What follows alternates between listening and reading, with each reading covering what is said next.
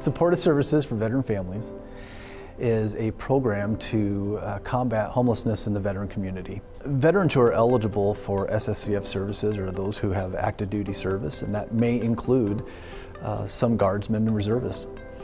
We're either working with veterans who are literally homeless, they could be living on the street or couch surfing and the family is asking them to get out of the house at that point in time, or we're working with families who have a 30-day eviction and they don't know what is happening next for them. This is part of the VA's larger goal to end veteran homelessness, and so we work closely with the Veterans Administration towards that goal. For some men and women, there's a barrier to going to the VA for assistance. Some aren't eligible for the VA assistance. For their comfort, coming to us is we're just another person in the community that can help them out. We work extensively building the local referrals in the community. We have a lot of landlords on board with us who are willing to serve veterans, so we build those local connections. So the veterans coming to us know that they're going to be able to have that network in the community that doesn't always necessarily exist from the VA just because it's not their focus.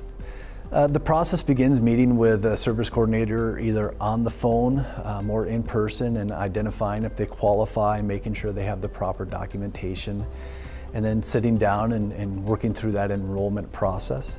After the veteran does the enrollment process with a coordinator, then that'll go through our process on the inside and make sure everything's valid and that we're meeting the grant requirements so that we can serve the veteran best at that point in time. And then they move forward with a housing stability plan, which is a 30-day plan to identify barriers and strengths that the veteran may have, and then the veteran identifies goals that they're going to work towards in that period towards permanent housing. Some of the more common barriers we see are mental health issues or addiction issues. In the Housing First model, it allows us to work on getting someone housed and not let a mental health issue or an addiction issue be the barrier towards it.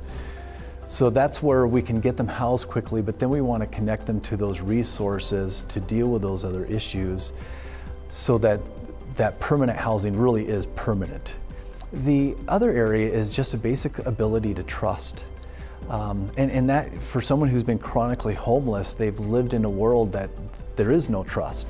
And so them learning that they can trust us, that they can trust our coordinators, enables them then to be able to trust the landlord that we're referring to them or someone for employment.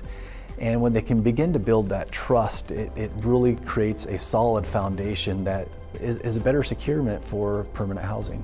Our SSVF program through Volunteers of America covers all of Montana and Wyoming. We have 13 offices all the way from Kalispell down to Cheyenne.